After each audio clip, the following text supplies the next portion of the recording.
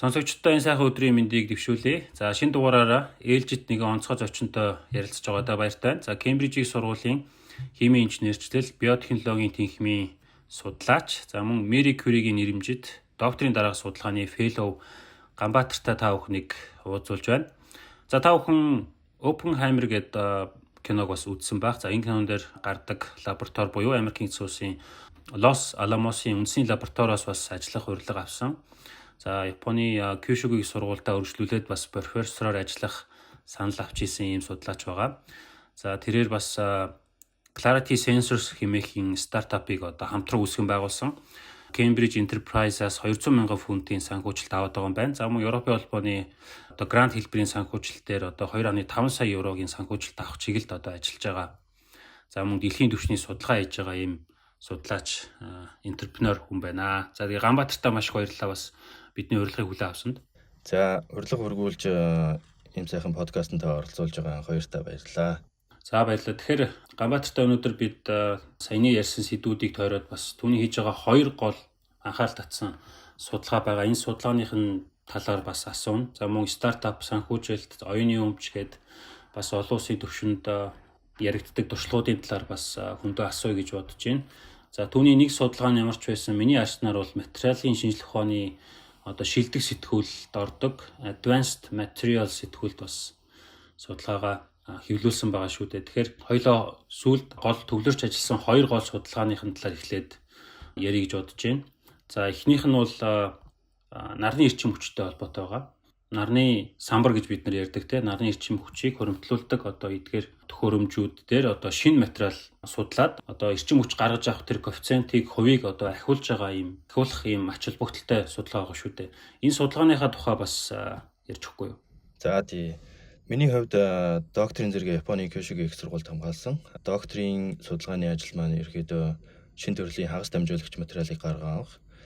Түүнийг нарны зайн одоо хэрэглээнд оруулах ийм судалгааны ажил байсан. Энэ судалгааныхаа ажлын хүрээнд perovskite нарны зай гэдэг одоо тийм шинэ төрлийн нарны зай гарган аваад үүнийхээ одоо докторжилтын асуудал дээр нь анхаарч ажилласан. За энэ шинэ төрлийн нарны зай нь ямар онцлогтой вэ гэхээр маш хямдхан үнээр, маш энгийн аргуудаар, маш өндөр үр дүнтэй одоо өндөр ашигтуулын коэффициенттэй тийм нарны зайг гаргах боломжтой байдаг. Яагаад бид нар үүнийг хийх тийм сонирхолтой шаардлагатай байгаа гэхээр одоогийн цахиур дээр суурилсан нарны зай одоо ашигтуулын коэффициент нь ерөөхдөө 26-аас 27% дээр хандчихсан. Тэгээд мөн одоо хэдийгээр сүүлийн үед зах зээлийн үнэ буурж байгаа ч гэсэн одоо стил үнэтэй хэвээрээ мөн өндөр температур шаарддаг. Буцаагаад үйлдвэрлэлийн процесс нь тийм ногоон биш ийм технологи байгаа. Тийм учраас бид нар маш нам температурт одоо 100 градуст ч юм уу хамгийн ихтэй 100 градуст боловсруулж гарган авдаг ийм нарны зай. Тэгээд хэрэгжилж байгаа материал нь олдож сайтай энгийн ийм технологи боловсруулах шаардлагатай. Тэгэхээр энэ маш сонирхолтой сүүлийн үед одоо дэлхийн нийтийн одоо чиг хандлага ийшээ явж байна. Тэгээд энэ нарны шинэ төрлийн perovskite гэдэг нарны зайн дээр нэг асуудал байдаг нь хэдийгээр бид нэр хямдхан үнээр маш өндөр ашиглуулын коэффициенттэй нарны зай гаргаа авч чадж байгаа ч гэсэн буцаад докторжилтын асуудал маш хэцүү байдаг. Нөгөө талаар цахиур дээр суурилсан нарны зай бол ерөөсө 25-30 жил ингээд ямар ч асуудалгүй ажиллаж яадаг. Ерөөсө үр дүнгээ алдахгүй гэсэн үг. Харин нөгөө талаар perovskite нь болох дээр за нэг 100 цаг 200 цаг ингээд тогтмол нарны зайд үргэлжлүүлээд ажиллах юм бол ашигтуулынхаа коэффициентийн одоо ихэнх хувийг шууд алдаад унчихдаг гэсэн. Тэгэхээр одоо энэ технологиг зах зээлд оруулж ирэхийн тулд яах вэ гэхээр докторжилтын асуудлыг судалж энэ асуудлыг шийдэх хэрэгтэй. Тийм учраас миний одоо докторийн судалгааны ажил энэ дээр төвлөрөөд энэ докторжилтын асуудлыг маш сайн шийдэж одоо дараагийн шатанд гаргаж авсан гэсэн. Одоо жишээлбэл миний саяны асуусан Advanced Materials дахь paper мөн дараагийнх нь л дээр Communication Materials гэдэг одоо Nature гэдэг журналын одоо sister журнал нөхгүй. Энэ хоёр дээр хэвлсэн өгүүл маань одоо Advanced Materials болох дээр 500 цаг, Communication Materials дээр хэвлэгдсэн өгүүл маань 1000 цагийн турш ерөөсөө ямар ч ашигтуулын коэффициентийн алдагдaltaгүйгээр маш тийм доктортой нарны зай гаргаж авсан. Энэ бол 2019-2020 оны үед хийсэн судалгаа тэгээд хэвлүүлсэн. Тухайн үедээ одоо дэлхийн одоо хамгийн доктортой perovskite нарны зай болж ингэж анхаарал татж байсан тийм ажил байгаа. Google Scholar дээр би харсан л та таны судалгаануудын нийтдээ ер нь бол бас хамтран ингээд co-author буюу хамтран одоо судалсан судалгаанууд гээд нийлээд аваад үзэхээр 1000 гаруй одоо ишлэл citation хийгдсэн байлээ. Тэгэхээр энд бол бас өндөртөө орно гэж би бодож байна. Тэгэхээр та сая 26 гэсэн тоог хэллээ.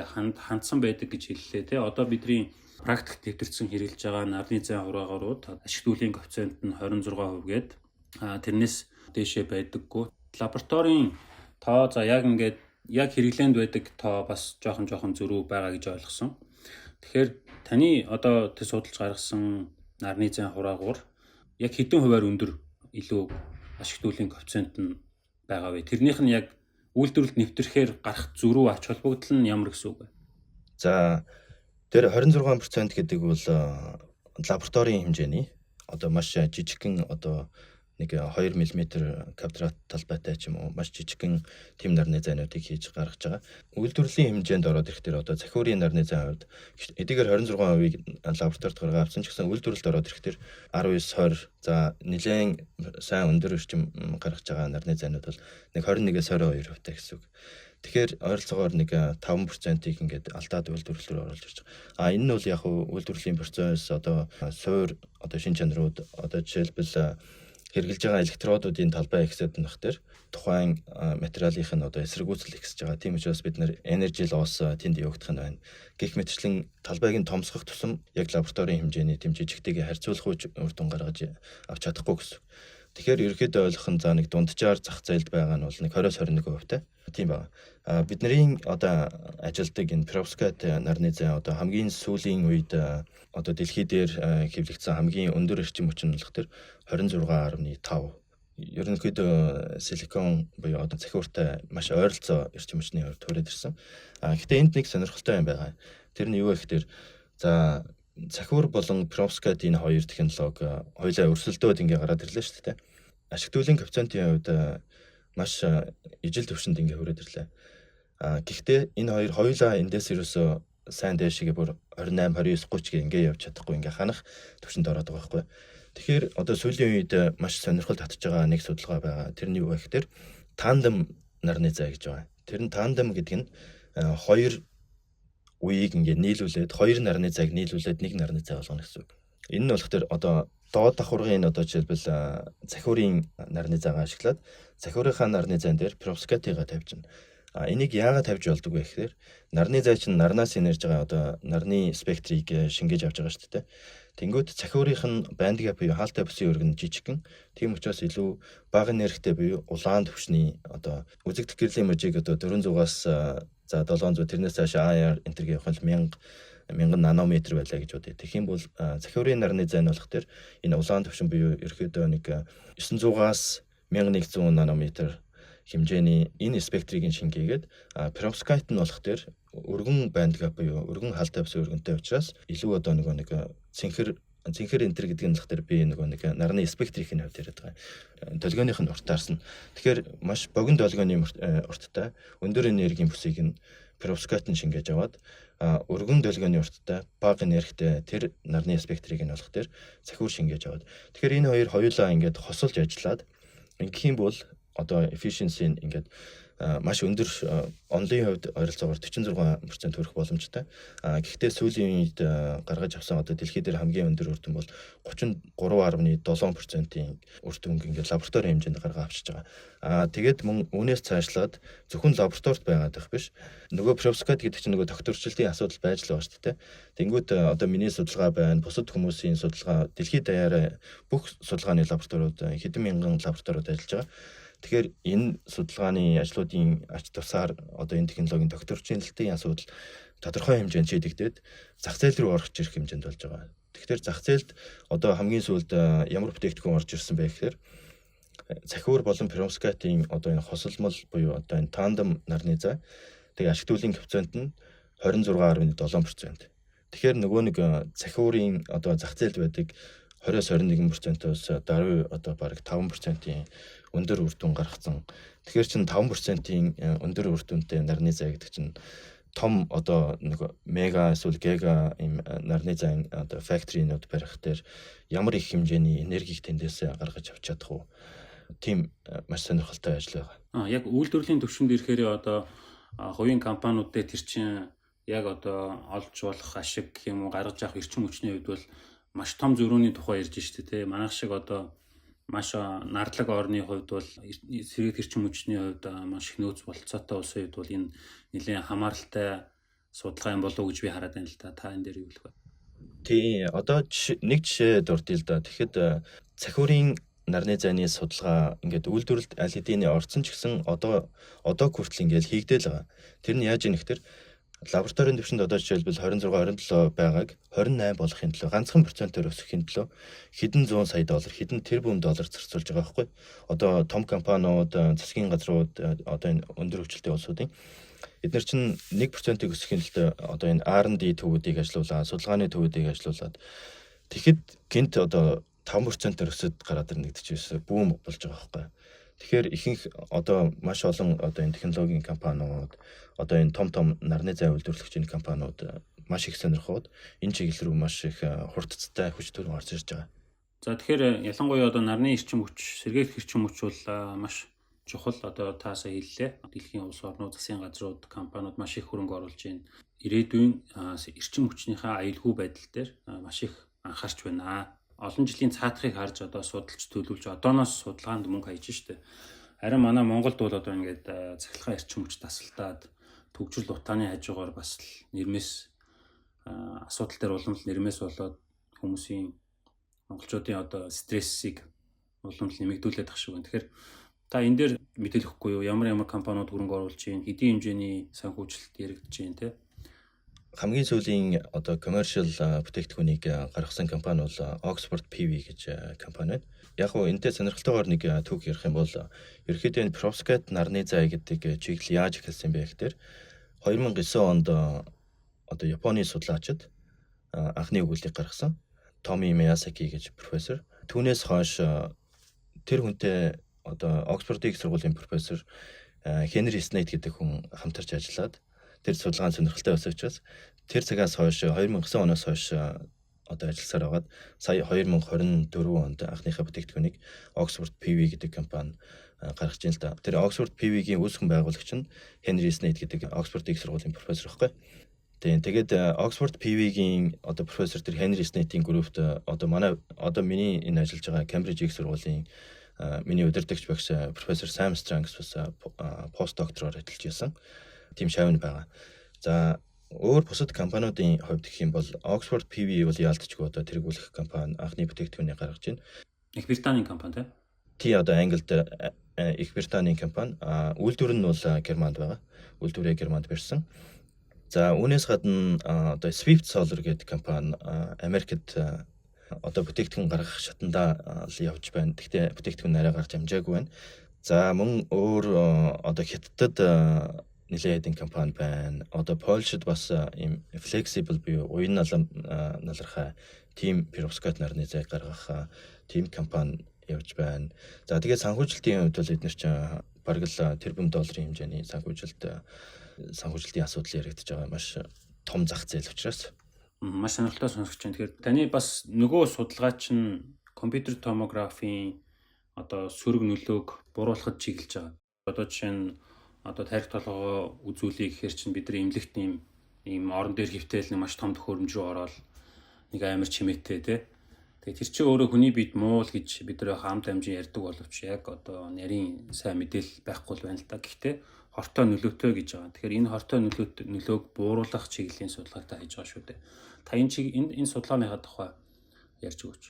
За би нарны зайн чиглэлээр perovskite нарны зайн чиглэлээр Японд докторийн судалгааны ажлаа хийгээд түүнийхээ дараа одоо 1 жил докторийн дараах судлаач хийжсэн.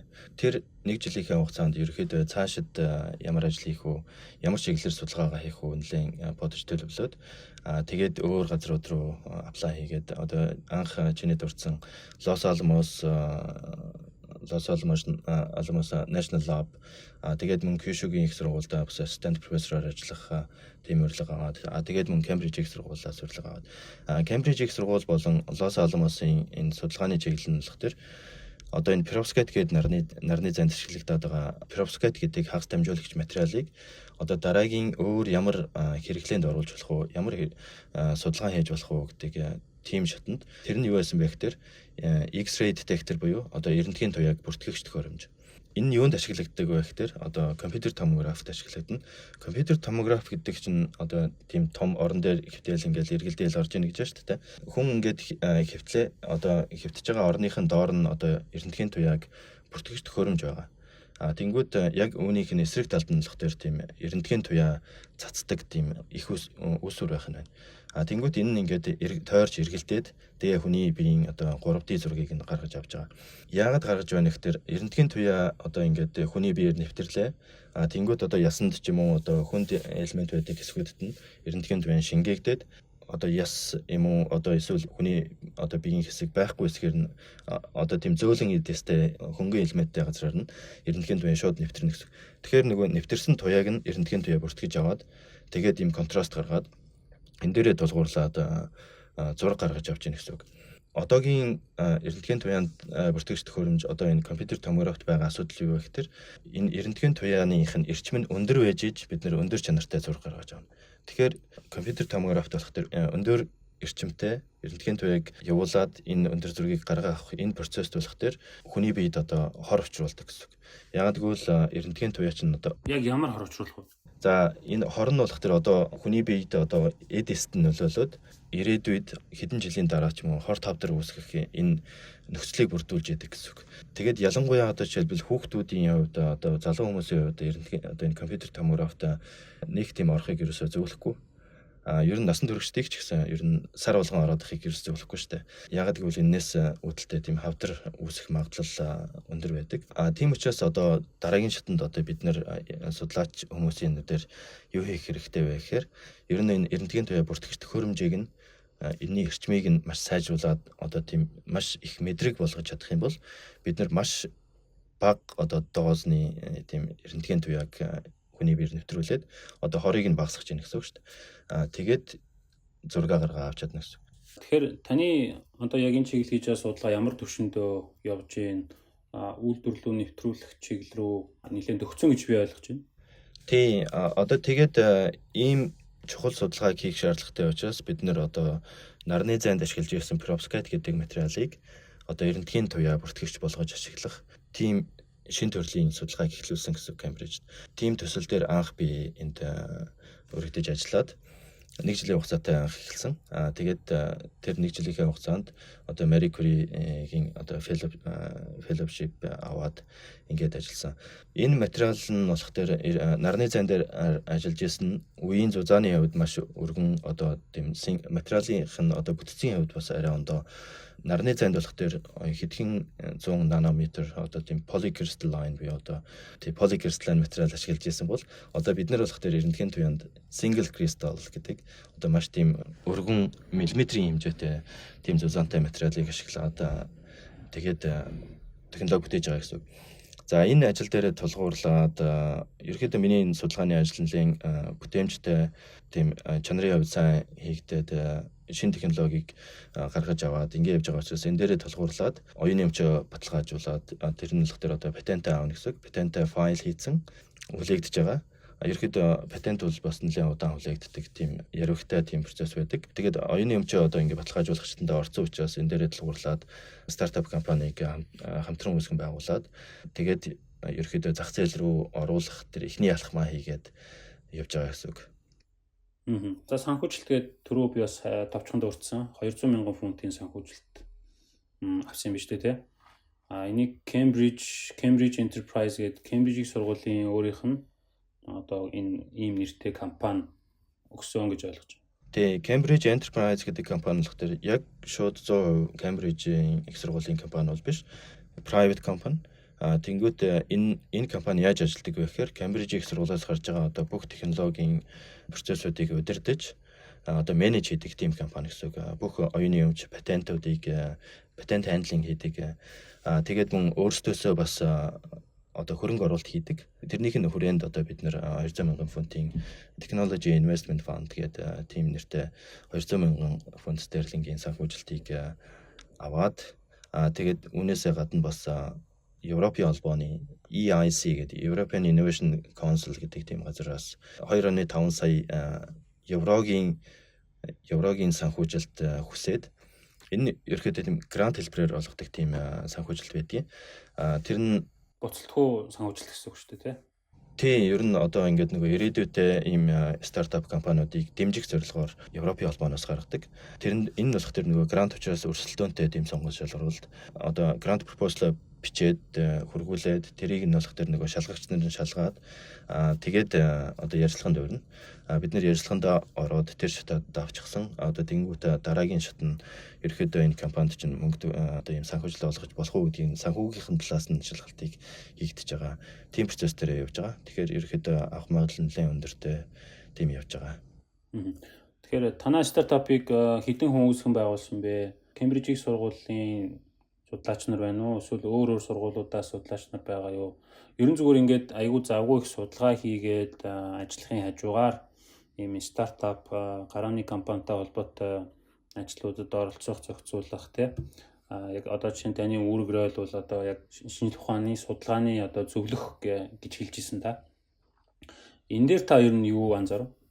Тэгээ бид хэд зургуулаа энэ компаниг үүсгэн байгуулсан. Манай төсөл дээр ажиллаж исэн 5 хүн нийлээд нэг хүнийг гаднаас авчирсан. Тэр нь л тэр Harvard-ийн их сургууль, мөн Cambridge-ийн их сургуульд MBA хамгаалсан. Мөн санхүүгийн чиглэлээр ажиллаж исэн. Одоо энэ технологийн санхүүжилтийг босгодог тийм бизнесмен хүн ерөөхдөө chairman-ыг нь хийгээд тэгээд бид хэд болох тэр хамтран үүсгэн байгуулагчаар ороод ингээд зургуулаа үүсгэн байгуулаад явж байгаа. Миний өөргөрөө болох тэр ерөөхдөө технологийн чиглэлийг хариуцах. Одоо миний судалгаанаас гарч байгаа үр дүнгууд дээр тулгуурлаад энэ компани санхүүжилтээ босгоод мөн дараагийнхаа шатны одоо би нэг сонирхолтой одоо тийм үр дүн маш тийм чухал үр дүн ингээд гаргаад авах юм бол үүнийг дараагийн одоо технологи болгоход яах вэ гэдэг тийм шатныхын судалгааг нь одоо нэг ясандаа анхных нь одоо их усүрийг нь би технологийн чиглэлээс нь гаргаж өгөөд үүнийг нь одоо нөгөө бизнесийн чиглэлийн манай хамтран үүсгэн байгуулагч нар болох тэр хамтарч ажиллаад ингээд ажиллаж байгаа гэсэн үг. Тэгээд бас үүсгэн байгуулсныхаа дараа би одоо жишээлбэл компанид 100% ажиллах уу эсвэл их сургуультай стил ингээд ажиллаад мөн давхар компанитайгаа ингээд зөвлөх хэлбэрээр ажиллаад явах уу гэдэг сонголттой тулгараад энэ дээр болох тэр би ерөөхдөө академик тийм эрхчлөө би ерөөхдөө хувийнхээ хувьд бас тийм ямар нэгэн тийм шин төрлийн юмнуудыг хийгээд ингээд туршаад явж явах маш сонирхолтой учраас за би ер нь их сургууль дээр үргэлжлүүлээд fellowship үргэлжлүүлээд энэ дээр академик ажиллаа хийгээд энэнийхээ хажуугаар компанид одоо scientific advisor буюу одоо тийм шинжлэх ухааны талаас нь ингээд шинжлэх ухааны технологийн талаас нь зөвлөөд ингээд явъя гэдэг тохиролцоод ингээд ажиллаад явж байгаа. Тэгэхээр одоо таны судалсан та ингээд суурийн тавиас судалгааг гаргаж ирээд үр дүн гаргаж ирээд за тэрийг стартап бусад хамтран үүсгэн байгуулсан хүмүүс маань хөгжүүлээд бүтээгдэхүүн болгоод борлуулалт хийгээд эхэллээ гэж бодоход судлаач дээр одоо жишээ нь санхүүжилтийн хувьд ямар боломжууд одоо хувь ашиг хүртэх талаасаа ямар боломжууд байдг юм болоо тэрийг одоо Их Британд жишээ нь яаж одоо ухаалгаар зохицуулж байна? Тийм судлаач энэ стартап компаниас мөн судалгааныхаа чиглэлээс ямар төрлөөр тийм орлого олох вэ шүү дээ. Тэгэхээр нэгдүгээрт компани хувьцаа байна. Тэр нь яг бид нэр хоорондын ингээд тохиролцоо учраас яг шууд хэлэхэд тийм байх те. Бид нэр хоорондоо ингээд хувьцаагаа за чи тэдэн хувийг эзэмш би тэдэн хувийг эзэмшээ. Мөн ирээдүйд орж ирэх хөрөнгө оруулагчид тэдэн хувийг өгье. Ингээд хувьцаагаа ингээд хоорондоо equity-г тохирчж байгаа гэсэн. За ирээдүйд компани ашиг болоод ашигаасаа энэ тодорхой хувийг хүртэнэ. Мөн эсвэл ирээдүйд ингээд компани ингээд зарчих юм бол одоо зарсан дүнгээс өөрийнхөө хувьд ногдох мөнгө аавна гэсэн. Нөгөө талаас судлаач зөвхөн цэвэр судлаач гэдэг хүний хувьд энэ компанитай холбогдоод яаж мөнгө олж болох вэ гэхээр одоо патент дээрээ тулгуурсан мөнгө олж болно. Одоо жишээл манай компани үндсэн одоо core патентэд болох тэр миний нэр дээр би болон одоо манай профессор ингээ хамтран патент submit хийгээд apply хийгээд ингээд авч байгаа гэсэн. Тэгэхээр Cambridge их сургуулийн хувьд одоо ерөөхдөө 3.1-ийн дүрмтэй гэсэн. Тэр нь юу вэ гэхээр за Cambridge-ийн их сургууль буюу одоо манай департамент байна. Бидний одоо ажилладаг департамент. Бидний үүсгэн байгуулсан стартап компани байна. Нөгөө талаараа Cambridge Enterprise гэдэг компани. Энэ гурван тал 3-1-ээр одоо ашигыг хуваах тийм дүрмтэй. Тэгвэл нэг онцгой шаардлага байна. Тэр нь эхний одоо ашигаас одоо бидний патентийг одоо Cambridge Enterprise гэдэг компани зохицуулж байгаа шүү дээ. Тэгэхээр энэ компани өөр компаниуд ч гэсэн зарж болно гэсэн үг. Эсвэл лицензийн гэрээгээр миний патентийг ингээ ашиглуулад тэр ашиглуулахдаа нөгөө лицензийн гэрээгээр мөнгө орж ирэх нь шүү дээ. Cambridge Enterprise гэж компанид. Тэнгүүд энэ Cambridge Enterprise судлаачдтай одоо нэг inventors буюу одоо нэг патентийг зохиогчд нөгөө талаараа департаменттай тэгээд өөрсдөө ингээд 3 хуваахтаа эхний 100 мянган паунд хүртэлх мөнгөн дүнд судлаачид 90% нь авна. Тэгээд түүнээс дараах 100 мянган паунд буюу одоо 200 мянган паунд хүртэлх дараагийн 100 мянган паунд шүү дээ. Энд болох дээр судлаачид нь 50% авч байгаа. Тэнгүүд департамент Cambridge Enterprise болох дээр 25%-аар нь шеэрлээд. За тэгээд одоо 200 мянга 1 паундаас ахуулаад те. Энээс дээшээгээ болох дээр судлаачид 34%-ийг нь авна. Inventors нь шүү дээ те. Одоо нэг патентын зохион бүтээгчид 33%-ийг нь болох дээр Cambridge Enterprise компани авна. Дахиад нөгөө 33%-ийг нөгөө тэнхэм бидний одоо энэ судалгаа хийгээд биднийг судалгаа хийх боломжоор хангаж байгаа энэ тэнхэм биш. Ингээд ерөөхдөө нэг 3-1 гэдэг нь ийм очтой. Ийм хоёр төрлийн байдлаар шууд утгаар орлого олох боломжтой гэсэн үг. Гэхдээ хэрвээ патент нь одоо ирээдүйд хэрэггүй ч юм уу тийм байх юм бол орлого олохгүй л гэсэн үг шүү дээ. За тэгэхээр нэгэнт хоёулаа стартап ярьсныхаа энэ талаар бас тойрч асуу гэж бодлоо. Тэгэхээр таны хамтран үүсгэн байгуулсан стартапын хувьд бол medical imaging буюу одоо зураг гаргаж авах тэрнтэй холбогдож штэ. Одоогийн компьютер томографт ашигладаг зарим бодис асар үнэтэй гэж та бас хэлж ирсэн. Тэгэхээр танах бол тэр компьютер томографийн хүний биед үзүүлэх хортой нөлөөг бууруулангаа бас зардал хэмнэ гэдэг байна шүү дээ. Та энийгээ тайлбарлаж өгч. Тий, одоогийн компьютер томографууд нь болох тэр тийм energy integrated detector буюу одоо тийм single photon-ыг хэмжиж чаддаг. Тодорхой хэмжээний одоо эрдэнэтийн туяаны flux буюу маш их бөөнөр нь ингээд явуулаад түүнийг нь хэмжиж аваад детект хийж байгаа гэсэн. Энэний дараагийн технологи юу байх вэ гэхээр single photon counting буюу одоо эрдэнэтийн туяаг ерөөсөө нэг ширхгээр нь бүртгэх гэсэн үг. Тэгэхээр энэ нэг ширхгээр нь бүртгэдэг эрдэнэтийн туяаны эхний төхөөрөмж одоо гарсан. Тэр нь болох дээр Siemens Healthineers гэдэг компани. Мөн GE гэдэг Америкийн одоо General Electric байна шүү дээ. Эднийх болох дээр бас энэ чиглэлд ажиллаж байгаа. Гэхдээ энд нэг асуудал байгаа нь юу вэ гэхээр энэний перформанс нь тийм сайн биш. Нэгдүгээр яг тийм single photon-ыг ингээд хэмжихэд маш хэцүү гэсэн үг. Нөгөө талаараа энд ашиглагдж байгаа материалууд нь маш үнэтэй. Одоо жишээлбэл ямар материал ашиглагддаг вэ гэхээр CAD-T буюу cadmium telluride. Тэгээд мөн CZT буюу cadmium zinc telluride гэдэг ийм single crystal ийм бодисууд ашигладаг. Эдгээрийнх нь гаргаан авах процесс нь бүр аимшигтай өндөр эрчим хүч шаарддаг. Энэ кристаллуудыг яаж гаргаж авдаг вэ гэхээр ерөөдөө 1000-аас дээш градус Цельсид 3 сар бэлтжиж 1000 градус Цельсид 3 сар байж өндөр чанартай материалыг гаргаж авч байгаа байхгүй одоогийн зах зээлд одоо байгаа материал нь. Тэнгүүд бидний материал яаж ийм вэ гэхээр ерөөсөө 40 градус Цельсид бараг өрөөний температурт шахав. Тэнгүүтээ ерөөсөө 2 өдөр. Тэнгүүтээ тэр 1000 градус Цельсид 3 сар ургуулсан тэр кристалтай маш төстэй үр дүн одоогоор үзүүлж байна. Бид нар илүү ингээд кристаллынхаа чанарыг нь сайжруулад өөр илүү одоо интерфейс инженеринг гэдэг тийм шинэ технологиудыг нээгээд тэрийг хэрэглээд ингэх юм бол бид нар перформансын хувьд илүү ингээд сайн болж чадна. Сайн болгож чадна гэсэн итгэлтэйгээр ажиллаж байна. Тэгээд үнийн хувьд бол бүр маш бага. Нөгөө нэг 1000-аас дээш градуст 3 сар гаргадаг тэр материалын үнэ ямар байдаг вэ гэхээр 1 cm3 буюу одоо маш жижиг хэмжээтэй байна шүү дээ. 1 cm3 хэмжээтэй кристалл нь $2000. Тэгээд тэр чинь зөвхөн кристалл юм шүү дээ. Энд дээр чи одоо нэг IP одоо технологийн өөр бусад үнүүд нь нэмэгдээд ирэх дээр чинь нөгөө нэг компьютер томографт ашиглагдаж байгаа детекторын үн бүртгэгчийн үн маш өндөр болчдөг.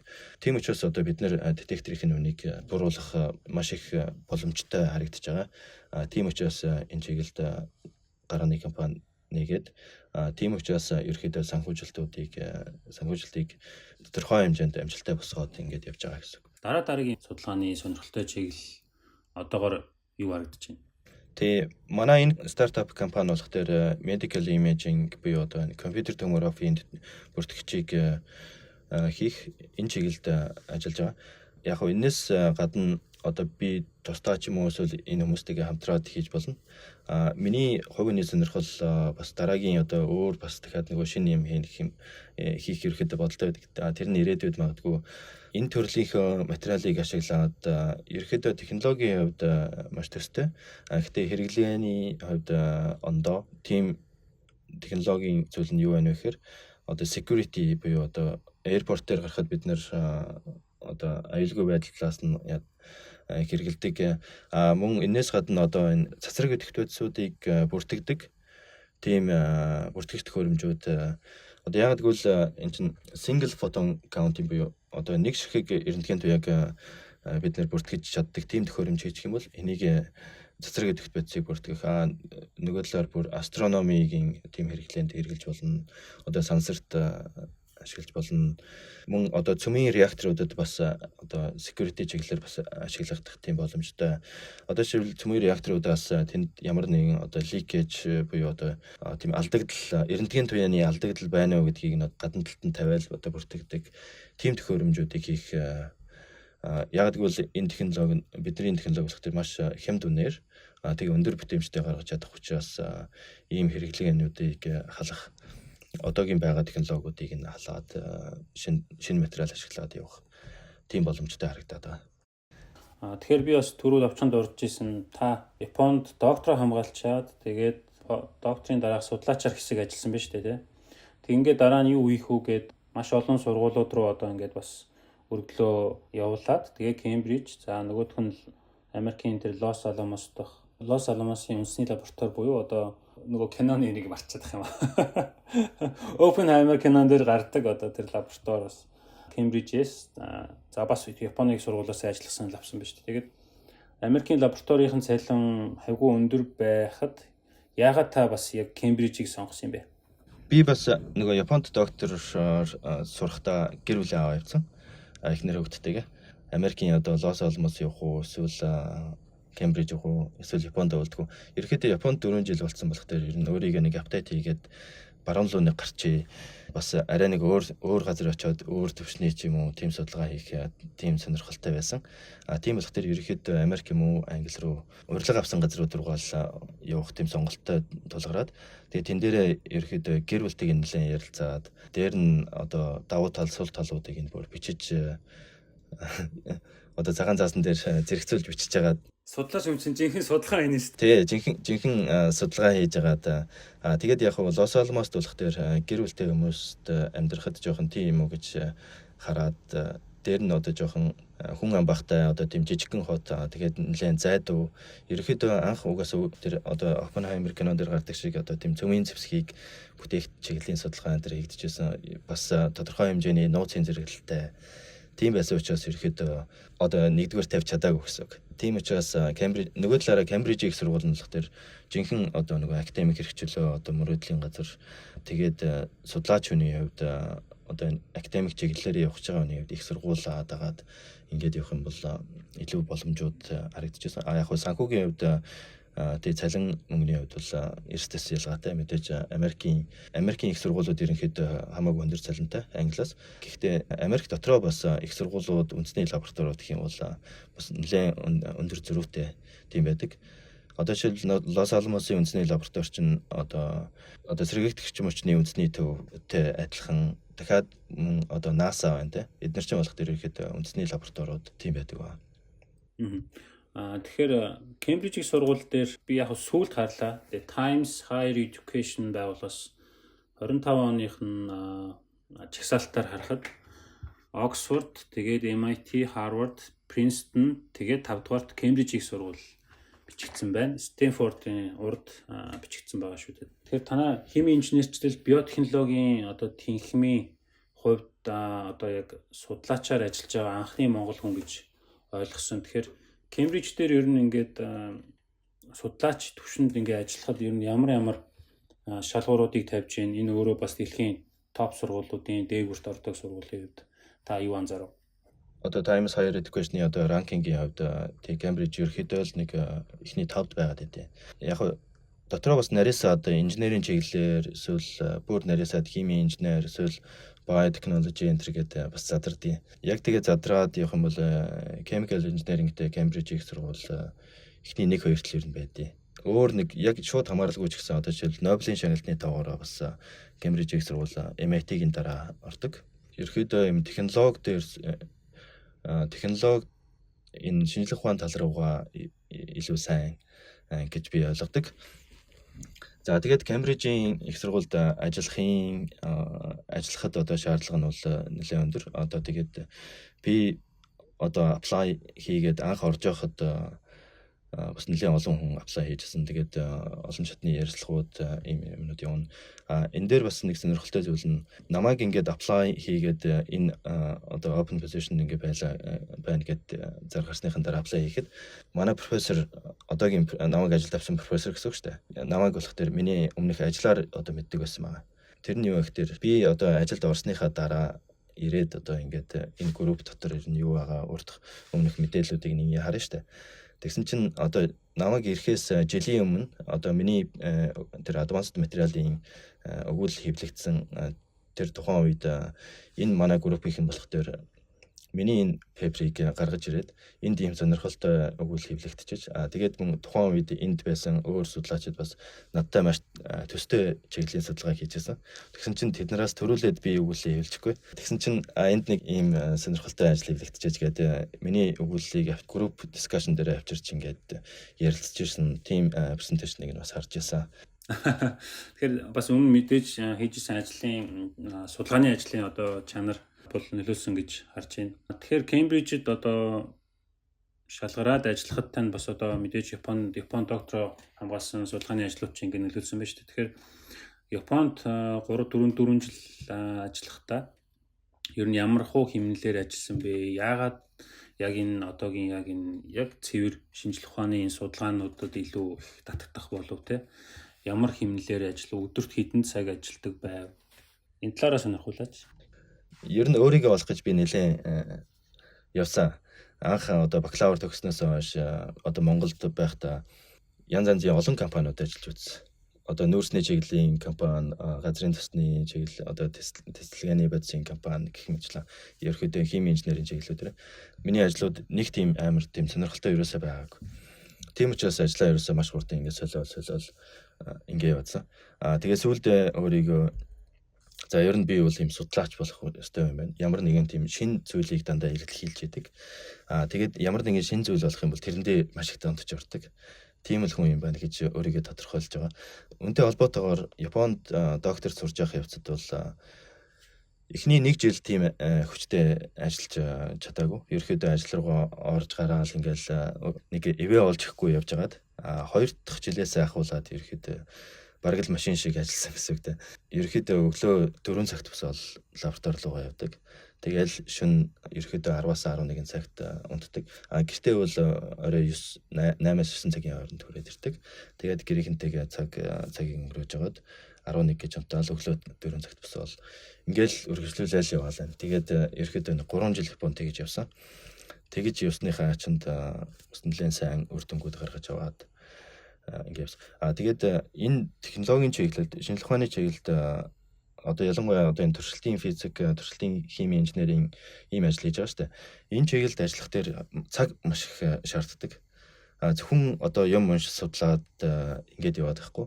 Энээс гадна туршилт хийн одоо нэг том тоног төхөөрөмж багжуудыг ажилуулна. Тийм юмнууд ажиллаж туршлыг дээр чинь нөгөө туршилтын ажил маань маш урт хугацаа шаарддаг. Одоо нэг туршилт хийхэд одоо 1-2 өдөр зарцуулдаг ч юм уу. Тийм учраас одоо туршилтаа ерөөсө үргэлжлүүлээд явуулахын тулд 72 цаг ингээд унтахгүйгээр ингээд 36 хаяа нэг 72 цаг заримдаа 36 цаг ингээд ерөөсө унтахгүйгээр ингээд үргэлжлүүлээд туршилтаа хийгээ явах. Тийм үе болсоос нэлээд олон байсан. Тэгээд бас Японд бол угаасаа тийм нэлээд шаргуу ажилдаг хүмүүс. Ингээл хонж өнжөөд судалгааныхаа ажлыг хийгээд яваад хат бол нэг тийм сонин зүйл бол биш байдаг байсан. Тэгэхээр Mary Curie-гийн нэрэмжт одоо энэ докторийн дараах судалгааны fellow болоход энэ маань өөрөө таны хийж байгаа судалгаан дээр чинь санхүүжилт олгодог гэж ойлгосон зүг үү? Тий, энэ миний судалгаанд тодорхой хэмжээний санхүүжилт олгоно. Нөгөө талаар миний одоо цалинг өгдөг. Тэгээд одоо цалингаас гадна одоо хурал зөвлөгөөнд оролцох, одоо намайг ерөөхдөө дараагийн шатанд нь бэлтгэхэд зориулж байгаа team fellowship гэсэн үг. Тэгээ санхүүгийн талаас тусалдаг. Ерөөхдөө мөнгөнд үнэлэх дээр 200 мянган паунд юм. Жилийн гэсэн үг үү те? 200 мянган евро 2 жилийн. Тэгээд энд apply хийхэд энэ нь ерөөхдөө нэг mobility rule гэж байдаг. Тэр нь гаднаас шинэ хүмүүсийг авчирч одоо ямар нэгэн шинэ сэлгэлт хийхдээ одоо шинэ төрлийн одоо нээлт гаргадаг ч юм уу шинэ технологиудыг гаргах магадлал одоо өсгөх гээд эсвэл гаднаас apply хийгээд ирж болно. Одоо жишээл Монголоос ийш apply хийгээд Монголоос одоо Европын холбооны улсууд руу пост доктороор ингээ apply хийгээд ирж болно. Эсвэл ирээд ерөөсөө 1 жил болсон 1 жил хэтрээгүй байхдаа apply хийж болдог. Тэгэхээр би болох тэр ирээд 1 жил болохоос өмнө apply хийгээд тэгээд авсан. Намайг apply хийсэн жил ерөөхдөө 7700 орчим application авсан юм байна лээ. Одоо докторийн дараах судалгааны төвшөнд. Тэгээд энээс ерөөхдөө нэг тэндээс хэдийн шалгуулах вэ? 900-га тун шалгарсан байсан. Тэгээд энийг нөгөө уралдаанд сонгож шалгуулт учраас энийг оноо өгөөд тэгээд босго оноо өгөөд тэгээд тэрнээсээ дэш өгчдөг. Босго оноо нь ерөөхдөө 92 байсан. Намайг apply хийж авчил. Тэгээд минийх болох дээр нэлээд өндөр гараад тэгээд авчихсан. Тэгэхээр энэ бол бас олгож байгаа санхүүжилтийн дүнг харахад ч тэр бас нэлээд судлаачдын хувьд бол маш гоё боломж юм байна гэж харлаа. Тэгээ ер нь Европод докторийн дараах судлаачаар ажиллаж байгаа хүмүүс бол ерөөхдөө л энийг зөв ер нь докторийн дараах судлаач хийж явах явцдаа ер нь энийг авах тийм зорилго тавиад ер нь бол ажилдаг. Ягаад гэхээр санхүүжилт нь сайн одоо цалингийн хувьд бас тийм сайн байдаг учраас. Танай лабораториор бас зочлох боломж гарсан. Тэгэхээр яг нөгөө та надад үзүүлсэн шүү дээ. Одоо хийж байгаа судалгаануудынхаа за би яг ийм хийцэн. За одоо яг энэ дээр ингээд туршиж байна гэд. Тэгэхээр яг судлаачаар ажиллахын одоо өөр сайхан сонирхолтой талууд нь юу вэ те? Та энэ туршлаас ярьж өгөөч. Судлаачаар ажиллах юм бол ер нь уудна гэж ерөөсөө байхгүй. Ягаад гэвэл ерөөсөө тэнд дандаа ямар нэгэн шин зүйл, ямар нэгэн одоо шин феномен ч юм уу те.